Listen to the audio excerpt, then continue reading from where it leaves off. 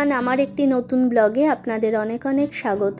আশা করি আপনারা সকলে ভালো আছেন, আমরাও এখানে ভালো আছি। আজ বুধবার। এই টানা কয়েকদিন মাছ মাংস অনবরত খাওয়ার পর আজকে ভেবেছি মা আর ছেলে মিলে একটু ডায়েট করব। তাই এখানে লাউ তো পাওয়া যায় না, স্কোয়াশ দিয়েই সব কিছু রান্না করব।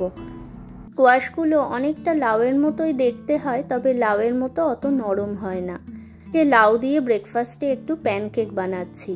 কিছুটা পরিমাণ লাউ নিয়ে গ্রেট করে নিয়েছি, তার মধ্যে রসুন কুচি, ধনেপাতা কুচি, পরিমাণে চালের গুঁড়ো, লবণ, অল্প জোয়ান আর অল্প ঝালের জন্য একটু চিলি ফ্লেক্স দিয়ে দিয়েছি। এবার খুব অল্প পরিমাণে জল আমি অ্যাড করব, কারণ লাউ থেকে এমনিতেই অনেকটাই জল বার হয়। ভালো করে মিশ্রণটা ঘুরিয়ে ঘুরিয়ে তৈরি করে নিতে হবে।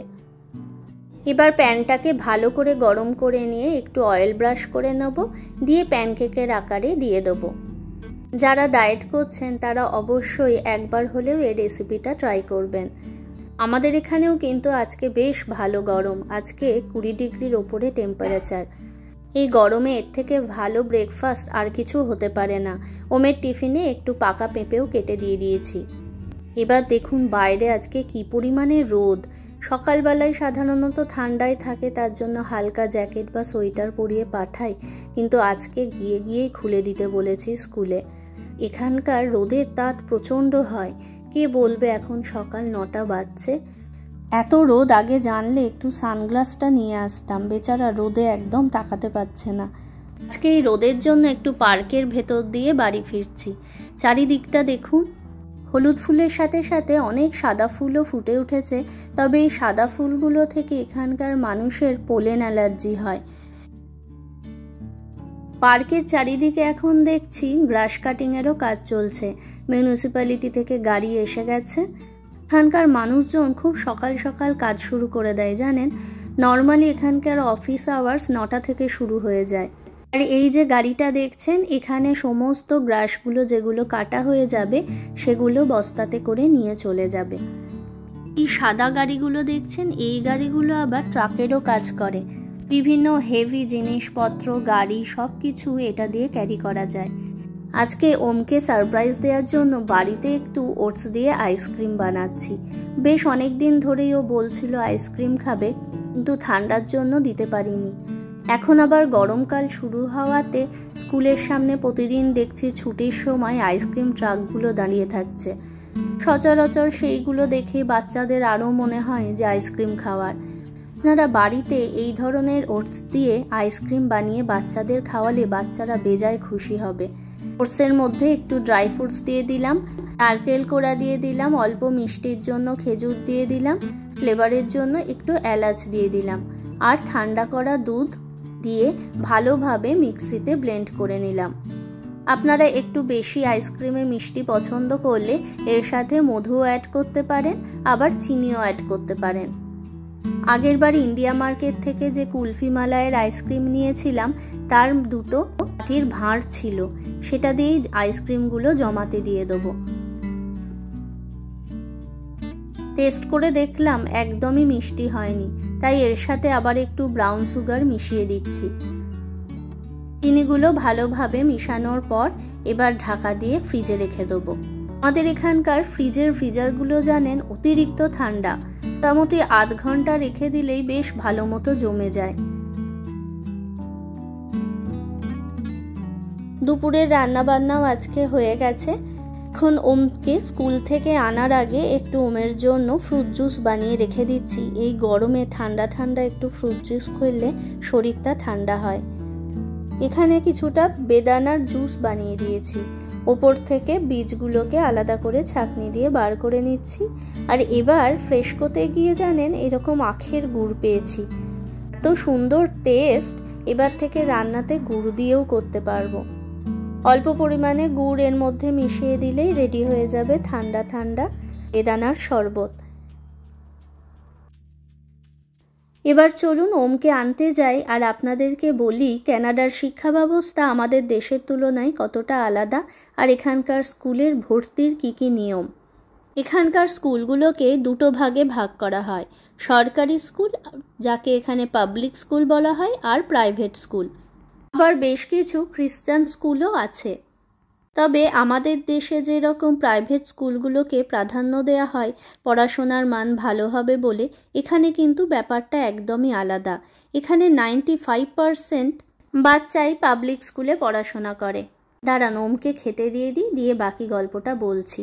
আজকে একটু লাউয়ের খোসা ভাজা করেছি, লাউয়ের তরকারি করেছি বড়ি দিয়ে, টক ডাল, কাঁচা আমের ঝোল আর পাঁপড় সেঁকা।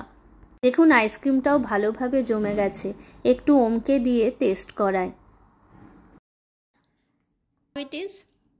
It's good. হঠাৎ আমার মনে পড়লো বাড়িতে একটু বেনারসি পান মশলা আছে, যদি এর মধ্যে দেওয়া যায় ফ্লেভারটা কিন্তু আরও সুন্দর হয়ে যাবে। সেটা দিয়ে এবার ওমকে টেস্ট করানোর পালা। আইসক্রিমের কোন ফ্লেভারটা বেশি ভালো লাগলো? বিকেলবেলা আজকে ওমের কোনো অ্যাক্টিভিটিস নাই, তাই ওকে একটু পার্কে নিয়ে যাচ্ছি।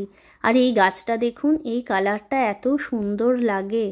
ও ছোট ছোট রানী রানী কালারের ফুল দিয়ে পুরো গাছটা ভর্তি। হ্যাঁ, যেটা আপনাদের বলছিলাম, মাত্র 5% বাচ্চা এখানে প্রাইভেট স্কুলে পড়াশোনা করে। এখানকার স্কুলগুলোকে 4টে স্তরে ভাগ করা হয়: pre school, elementary, middle school আর হাই স্কুল। প্রি স্কুল হয় সাধারণত 3.5 বছরের কম বয়সী বাচ্চাদের জন্য, এলিমেন্টারি স্কুল হয় কেজি থেকে গ্রেড 5 পর্যন্ত, মিডল স্কুলগুলো 6 থেকে 8 পর্যন্ত, আর হাই স্কুল হয় 9 থেকে 12 অবধি। এবার বলি স্কুলে অ্যাডমিশনের প্রসিডিওর। এখানকার স্কুলে ভর্তির জন্য ক্লাস 2 অবধি কোনো এন্ট্রান্স এক্সাম দিতে হয় না। বাইরের দেশ থেকে আপনি যদি এই দেশে এসে নতুন স্কুলে ভর্তি হন, তবে অবশ্যই বাচ্চাকে কিছু অ্যাসেসমেন্টের সামনাসামনি হতে হয়, সেটা শুধু ম্যাথস আর ইংলিশের ওপর, যাতে বাচ্চার ক্যানাডিয়ান এডুকেশন সিস্টেমে সে কোন পর্যায়ে আছে সেটা জানার জন্য।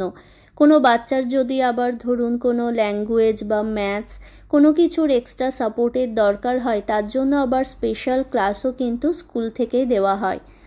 অ্যাডমিশনের সময় ডকুমেন্টস হিসেবে এখানে বাড়ির অ্যাড্রেস প্রুফ দিতে হয়, কারণ এখানে বাড়ির অ্যাড্রেস অনুযায়ী স্কুল জোন ঠিক করা হয়। এছাড়া লাগে ভ্যাকসিনেশন সার্টিফিকেট। এছাড়া বাচ্চার পেরেন্টসদের জন্য লাগে আইডি প্রুফ। এখানকার স্কুলগুলোতেও আবার জানেন 2 ধরনের মিডিয়ামও আছে। ঠিক আমাদের দেশে যেমন Bangla medium, Hindi medium, English medium, ঠিক তেমন একই স্কুলে প্রত্যেক ক্লাসের ফ্রেঞ্চ মিডিয়াম থাকে, আবার ইংলিশ মিডিয়ামও থাকে। ফ্রেঞ্চ এখানকার ফার্স্ট ল্যাঙ্গুয়েজ, তার জন্য ক্লাস 4 থেকে প্রত্যেকটা বাচ্চার সেকেন্ড ল্যাঙ্গুয়েজ হিসেবে ফ্রেঞ্চ শিখতেই হয়। ক্যানাডায় ক্লাস 12 অবধি পড়াশোনার জন্য স্কুলের কোনো ফিজ হয় না। এর পুরোটাই এখানকার জনসাধারণের ট্যাক্সের ওপর নির্ভরশীল। এখানকার বাচ্চাদের যাতে পড়াশোনার জন্য মানসিক কোনো অবসাদ না আসে, তার জন্য ক্লাস 11 পর্যন্ত কোনো পরীক্ষাও হয় না। ক্লাস 12-এ একদম বোর্ড এক্সাম হয়। তাছাড়া স্কুলে সারা বছর যা যা পড়াশোনা হয় তার একটা বিভিন্ন সময়ে অ্যাসেসমেন্ট হয়ে যায়, এবং সেই অ্যাসেসমেন্ট অনুযায়ী টিচাররা প্রত্যেক 4 মাস অন্তর বাড়িতে রিপোর্ট কার্ড পাঠিয়ে দেন। আপনারা জানেন ক্যানাডা মূলত ইমিগ্রেন্টের দেশ, তাই বিভিন্ন দেশ থেকে এখানে মানুষরা এসে বসবাস করেন। তাই তাদের মাতৃভাষাকে স্বীকৃতি দেওয়ার জন্য এখানে স্কুলগুলোতেও কিন্তু প্রত্যেক সপ্তাহে একদিন করে ভিন্ন ভাষার ক্লাস হয়। তাই আমাদের মতো অনেক প্রবাসীরা যারা ইচ্ছা থাকতেও নিজের সন্তানদের তাদের মাতৃভাষাটাকে পড়াতে পারলেও লিখাতে পারতাম না, তাদের ক্ষেত্রে কিন্তু অনেক সুবিধা হয়ে যায়। তারা সপ্তাহের একটা দিন ক্লাস নিয়ে নিজের মাতৃভাষাটাকে আপন করে নিতে পারে। এখন আমরা বাড়ি এসে গেছি, রাত্রিরে একটু আজ ব্রেড পিৎজা পকেট বানাচ্ছি। এই রেসিপিটা ভীষণ ইজি আর খুব সুন্দর খেতেও হয়, তাই সবসময় রাত্রিরে ভাত রুটি না খেয়ে এই খাবারটা ট্রাই করতে পারেন, বিশেষত যারা ডায়েট করছেন। অল্প সামান্য তেল দিয়ে বাড়িতে যা যা আপনাদের সবজি আছে সেগুলো নিয়ে ফ্রাই করে নেবেন। আবার লাস্টে একটু মেয়ো একটু টমেটো কেচাপ দিয়ে দিয়েছিলাম। আর আমি একটু গার্লিক ব্রেড বানাচ্ছি।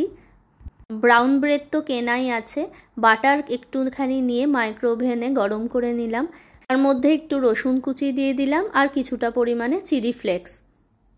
এখানে আমি লবণ অ্যাড করলাম না, কারণ পুরে অলরেডি লবণ দেওয়া আছে। এবার ব্রেডের ওপর আমি ভালোভাবে মাখিয়ে নেব এটা।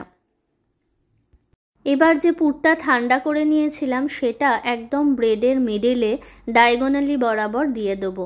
এবার আলতো হাতে এরকম করে ব্রেডের দুদিকটা বন্ধ করে দেবো একটা টুথপিক দিয়ে। এইভাবে আমি সব ব্রেডগুলোকেই করে নেব।